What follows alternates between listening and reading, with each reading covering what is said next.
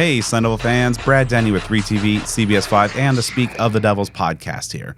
And welcome back to another episode of the Speak of the Devils Sitdown series, where I bring you in-depth one-on-one conversations with key players, coaches, and other figures within Sun Devil athletics. Snakes and sacks, two things at the very core of ASU defensive end and reptile enthusiast Clayton Smith.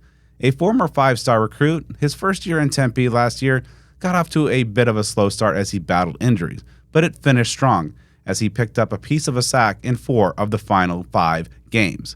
Now, heading into 2024, he added some good muscle over the offseason, which helped lead him to a very strong spring practice performance. He's also growing as a leader and was one of 4 players picked by the program to represent Sun Devil football at Big 12 Media Day. On this episode, we discuss his growth and maturation, the makeup of the Sun Devil defensive line, turning a passion for reptiles into an NIL opportunity, his new position coach, and so much more. So let's get to it. Here's my conversation with Clayton Smith. All right, Clayton, so I got to talk about the most discussed hot topic in the sport right now. The video game is out. How is this game taking maybe the team by storm? I saw that the official Twitter account of the program kind of put out a video. It seemed like a lot of guys are having fun with it. No, everybody's all over. It's fun. I got it. Everybody else got it. They sent out the codes, I think, last night. So, we've been having a blast. It's amazing. So which guy on the team is having the biggest problem with his rating right now? Probably Jeff. Jeff Clark. I ain't gonna lie, he was hot. But it'd be all right. They're going to update it. Yeah, what would you think of how they depicted you? Oh, that's cool. It's a good starting point. I got a little ability on there, so I'm not too upset. But definitely looking for that update. You know what I'm saying? At the coming into the season. Who's the best guy on the team right now? Like who's the man to beat? The highest rating? No, just like who's the best player at the game? Because I Kenny said that, like, Navi Bruzon was the best Madden player on the team. So who's maybe the early on? Who's the best at this game? I probably couldn't say. I don't play the vast majority of them. I don't play at the stadium. I usually come home and play online. But everybody say Navi good. So yeah, I'll probably just stick with Navi. That's what everybody's saying because I don't be in there playing. Okay, so obviously, just last week you were up as one of the representatives of the program at Big 12 Media Day. What did it mean to you to be one of those select few guys that Kenny decided to bring up and be a representation of Sun Devil football? It was an honor. It's something I've been thinking about since I got to college football. You know what I'm saying? Seeing the guys that were the leadership council and seeing how they got treated and how they were leaders of the team, how they carried themselves and how they worked. It's an honor to be considered that for this team, and I look forward to doing that throughout the rest of the season. But the media day, it was amazing. First time on a PJ, first time in Vegas. It was definitely a memory made. How have you just kind of embraced that? It's something that you mentioned, been looking forward to do with since you got to this level. But just how have you seen your role as a leader, your leadership style, and evolve over the last year since you got to Tempe? It's definitely it definitely took me looking at myself in the mirror and stepping up to the occasion, because I was one of those guys that just wanted to make sure I was handling my end, but that was for the most part it, motivating my friends. But it had to go from that to now looking after the group and looking after the young guys and making sure that they're on their stuff as well. Is in at the same time holding myself to an even higher standard and making sure that I'm setting a good example for those guys. How do you see that that growth and that maturation there kind of go alongside kind of the team culture now that it's in its second year? Things are a little more established. The expectations are, and as one of the guys who was there last year, you're one of those guys that can bring in the new wave and get the newcomers kind of up to the Sun Devil standard. This year is definitely as far as the teams, like I say overall demeanor, we're hungrier. We're a lot more confident in what we have, and we know we're capable of succeeding everybody's expectation for us. It's just been a grind, honestly. Just coming to work and getting work and working hard as we could. We're working hard as we can, and day in, day out, checking those boxes and making sure that we holding everybody to the same standard. Kenny mentioned to us at Big 12 Media Day that the guys amongst just talented football players, he wants multipliers, not dividers, in terms of the character that that he brings into the program. Have you seen that kind of even to a greater extent now that at year 2, and just kind of more of that imprint, more of the players that this staff has been looking for? Most definitely, most definitely. And I mean, good energy is contagious. You can't be the guy still stuck in the old ways when everybody else has raised the bar, raised the standard, and is moving differently, because then you'll stick out. And I think we definitely have guys that are getting on board with that, and it's almost a full 180 from last year's team. Having gone through the process of being a transfer and being new at another program, another state, another school, how have those experiences maybe helped shape your experience this year, now being on kind of the other side of things and being able to welcome those guys in and get them up to speed? It's definitely helped having that experience in my back pocket, because coming out here, I knew what I could and couldn't do. What's right and what's wrong. I wasn't a young guy anymore, so I definitely knew what the coaches expected from me, and I knew what I had to bring to the table as well. The transition, it was honestly smooth, because I mean, going through what I went through at Oklahoma, is a very prestigious school. We were very disciplined. So coming here and having Kenny expect that same standard, because he was at Oregon, and it's the same, pretty much the same standard or quality of school. So, I mean, it was almost a shoe-in, and then just taking it to that next step this year, being embracing the leadership role and honoring that, and approaching the facility, approaching every workout, approaching everything that way. You mentioned to me in Vegas that you're up to 250 pounds now, and during spring practices, you certainly looked more muscular, and while losing none of that speed. What was that? Was that something that you identified, just wanting to get bigger after last season, heading into this offseason, that you just really wanted to focus on adding that strength while keeping that speed? Most definitely, it was a priority. I wouldn't say it was an option. It was something I had to do, and I did it. I hopefully want to put on a few more healthy pounds, good pounds, and keep my speed up for camp. But it was definitely a focus heading into the offseason. I had to get my weight up, and now that I've done it, I feel 10 times better player. I can move with people. I'm not always a nail. I'm not always the nail. I'm the hammer as well. And it's overall helped my game. I can make more plays. I can be more disruptive. I can disrupt more blocks. So I can disrupt more blocks. So it's been needed. I say it was a necessity to my game. Throughout the offseason strength and conditioning program with Coach Joe, what outside of just getting that good weight, that muscle up there, what are some of the other areas of focus that you've had this offseason to elevate your game heading into 2024?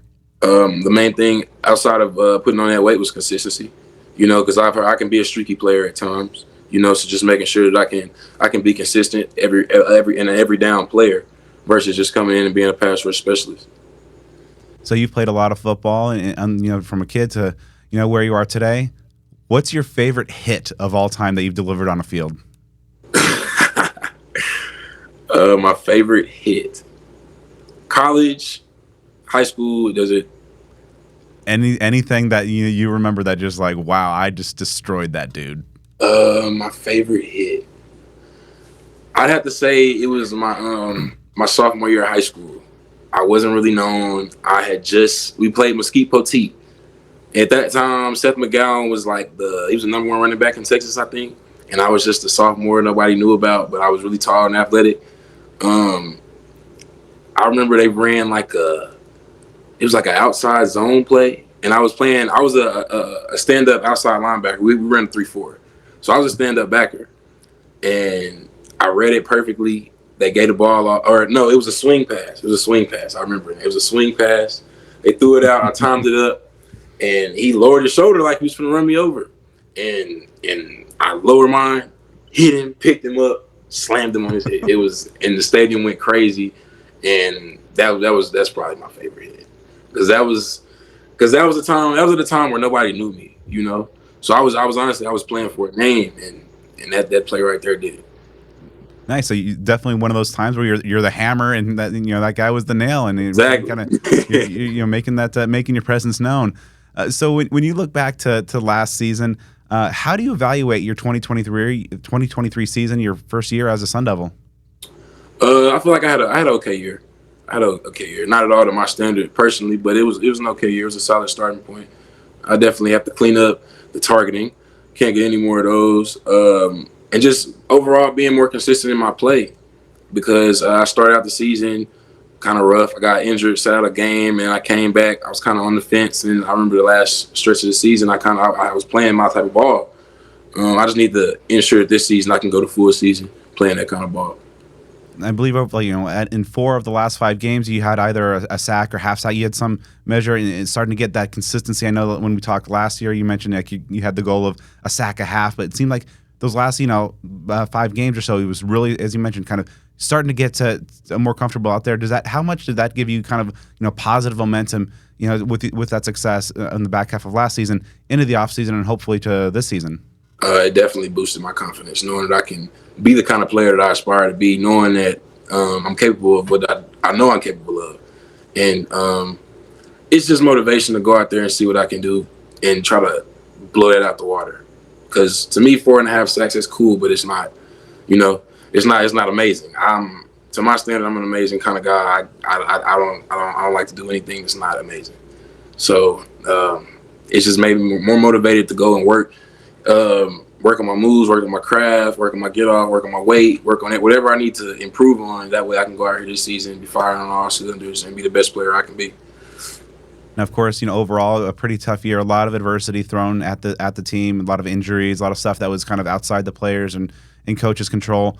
Going through the experiences that you did in 2023, what kind of lessons were you able to take away from that adversity that you think make you and the rest of the team stronger heading forward? Kind of lessons. I would say preparation is everything. I don't feel like we prepared properly as a team. Not anything on the coach's end. I'm saying from a player standpoint, I don't feel like the team took it as serious and prepared as much as we could have. Despite the coaches doing everything they could, I feel like it's up to the players to take that to the next level and the next step. And I also learned we can't give up because there were a lot of games we were counted out last year. Though we didn't win, there was a few that we were counted out to lose, and we pulled out and won, surprised a couple of people. So just knowing that we can do that and to build off it, we can't.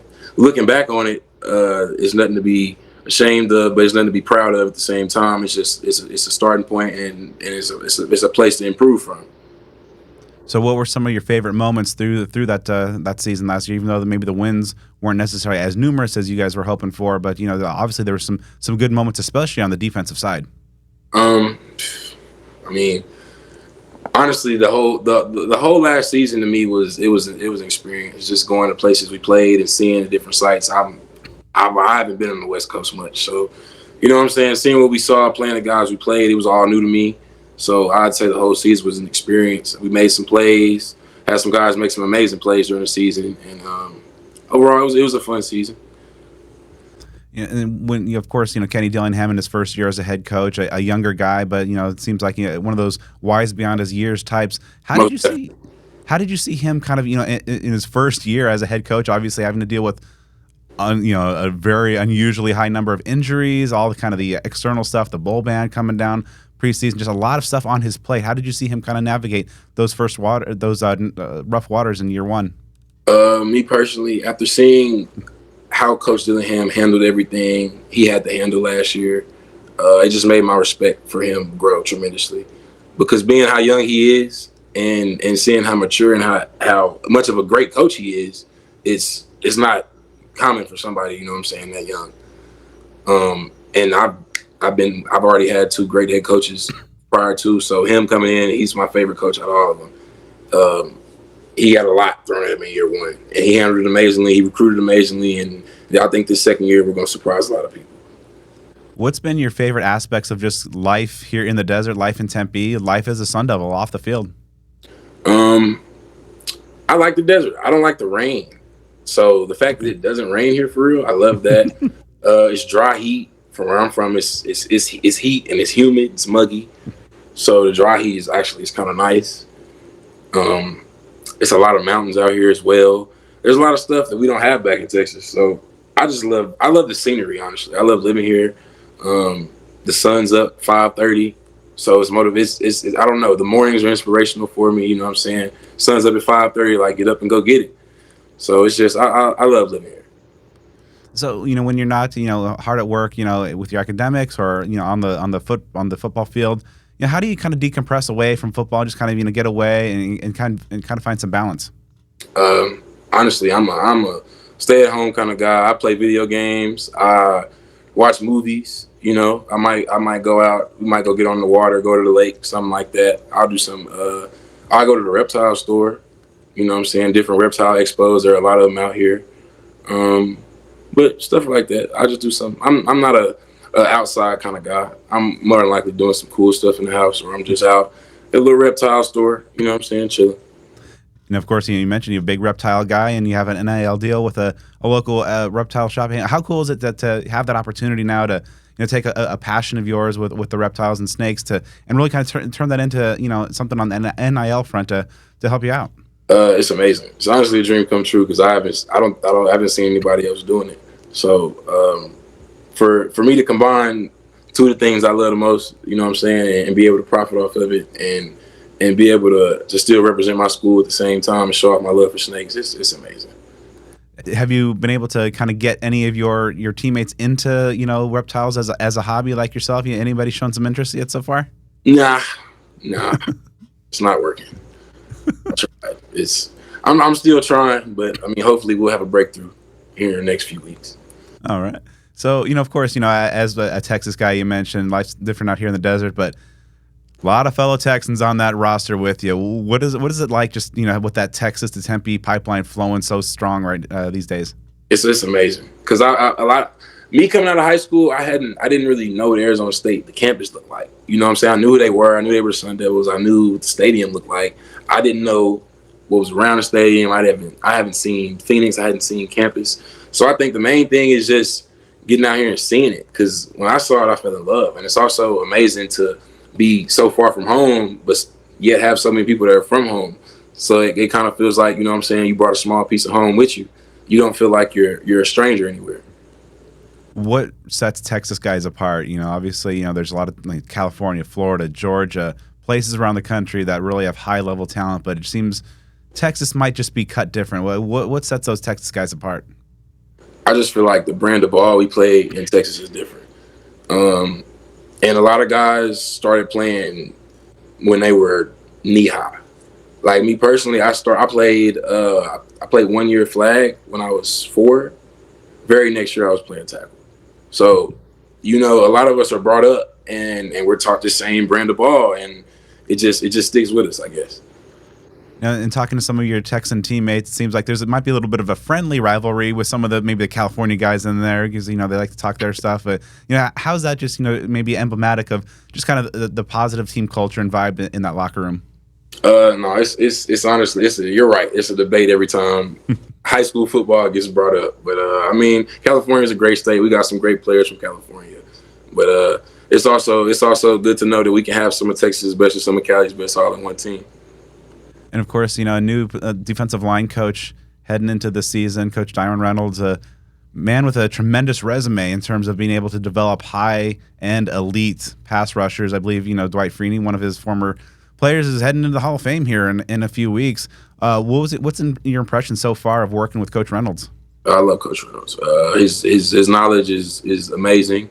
I just try to be like a sponge, honestly, soak up everything I can. He's a great coach, even better human being, father, and a family man. And the way he loves the game, it can be what's the word I'm looking for? It can be contagious. He's different. It's not too many guys that love the game and truly have the knowledge that he has that we have around. So having him around is amazing. He's helped transform my game tremendously. He's helped me put my weight on, and he's helped me develop my mindset as a man even more. What were some of the biggest gains that you feel that you made during spring practices, going through those 15 sessions? What were some of the biggest improvements you saw from kind of that practice one to where you are now? Probably my playing the run. I feel like I really got comfortable playing the run. I feel like I'm in a position now where I can I can bang with the best of them. You know, I feel like the work we put in, the countless cut to keep drills that he has us doing. I mean, it got me prepared, and I've never been more confident playing the run than I am now. So, in addition to seeing a more muscular Clayton Smith out there on the field this fall, ASU fans, I believe we're going to see you in a new number and then changing things up to number 10. Yes, sir. We're back to number 10. All right. So, what's the reason? Because obviously, you know, Ed Woods had that a season ago. So, you know, what's the number 10 mean to you? I've been number 10 forever since I was telling you, since I was 4 years old. My dad played with it. My brother played with it. My sister played with it. Dad was at Memphis playing college football. My brother, he was at Wisconsin. He was number 10. My sister went to Lamar. She was number 10. It's a family thing. So I can't be the only one to get to college and not number 10, you know? I recently spoke to Brian Ward and, you know, kind of asked him about, you know, how now with year 2 of this system in place. And he said one of the biggest differences is that those guys that are coming back like yourself now understand not just the what to do, but the why you're doing it and how that's really helping. You know, from your perspective, you know, having that experience in 1 year of experience in the system, how does that why help you and feel elevate your performance on the field? It takes a lot of the thinking and processing out of it. Me personally, this is my first year of having the same playbook 2 years in a row. So I'm actually excited. You know, I don't have to learn a whole new book of plays. I can just go out there and play free because I already know what to do.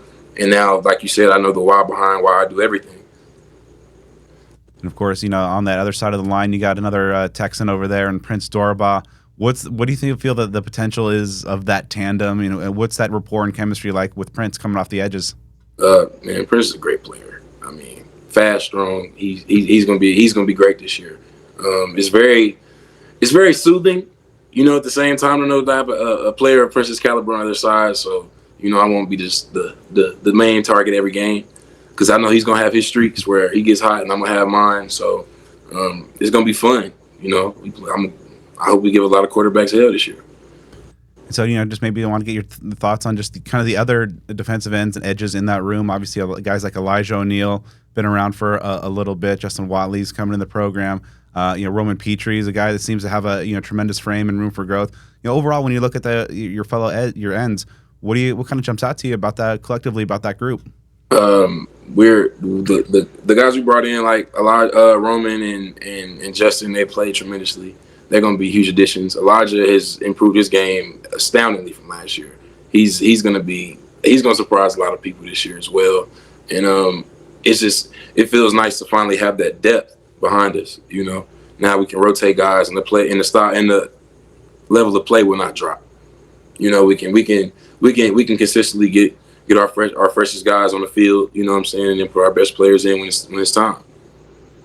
And then the guys next to you in the interior and those defensive tackles, you know, obviously another Texan in there, and CJ Fight, but you know, obviously you mentioned like Jeff Clarkson, that makes JP Dieter, Jacob as well. You know, what's your thoughts on just kind of the group of defensive tackles right now that are going to be playing the middle for you?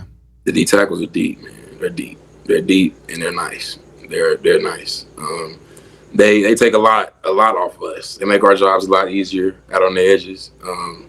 Getting pressure on the inside. We got a lot of guys that can play high quality ball. So same thing. We're gonna have a lot of depth in that position. We're gonna have a lot of fresh guys in, and it's relieving to you have those type of guys on the inside. You know that they're gonna always do their job and they're gonna always give it all they got. I want to get your thoughts on a position group that you know pretty well from going against them every day, the offensive line. And, still some guys that are trying to battle for those tackle jobs. Seems like, you obviously got a good anchor there in the middle with Leaf, a veteran there. What's your thoughts on how the offensive line's shaping up? Man, the offensive line's going to be amazing. They're out there every day with us putting in extra work. The improvement from last year to this year is like night and day. They're more confident in their style of play as well. And, again, they have depth. I feel like overall we recruited very well, and the guys we brought in, they weren't subtractions from the team. They were additions, and they were ready to come in and uphold the standard. And of course, at media day last week, the media poll came out and had ASU 16th overall. Obviously, what's your reaction? I know, like as Kenny said, the cliche is that, oh, we keep the noise out, but you guys are obviously aware of what happens. What were your thoughts when you saw your squad picked at the bottom? It's gonna sound bad, but I was excited, because I like being the underdog. I like getting counted out, So the fact that they picked us to be dead last, I mean, for one, it takes all the pressure off of us, because regardless of what we do, we can't be worse than what y'all already assumed us to be. But that's just all the motivation in the world to go out there and prove everybody wrong. And every game we win that we weren't supposed to is gonna be a great feeling. So I just look at it like it would be a better story if, say, we came out, made the playoffs, when we went on a run for the championship, than the number 3 team coming out and making a run for the championship. So I just look at it as motivation. It's okay. Stay on that side of the fence. If that's what you think, that's what you think. But I know what me and my guys are doing behind closed doors. I know the type of preparation, type of work we're putting in. So I can't wait to go out and showcase it. And so obviously you mentioned it was exciting to be in the Pac-12 and seeing some places that you really hadn't seen before. But now, of course, going back to a conference you know pretty well in the Big 12. What do you expect, kind of the Big 12 brand of football? And, how exciting is it to you to kind of maybe get back to that and, more of that a Texas-oriented conference? Exactly. I mean, it's exciting as well because last time I was in the Big 12, I wasn't the same player. I was a young guy, still figuring things out. So to be able to come back and face those same teams, see them on the schedule again, and now be a captain of my team and be an overall better player, it's exciting to see what I can do. Ultimately, once this 2024 season is in the books and behind you, what are the things that you want to have happen to be able to look back upon the season and be like, this was a success? I want to win. Honestly, I hate losing more than I love winning. Honestly, I want to go out there and play the kind of ball that I know me and my guys are capable of playing. I'd like to thank Clayton for taking the time to talk with me for this episode.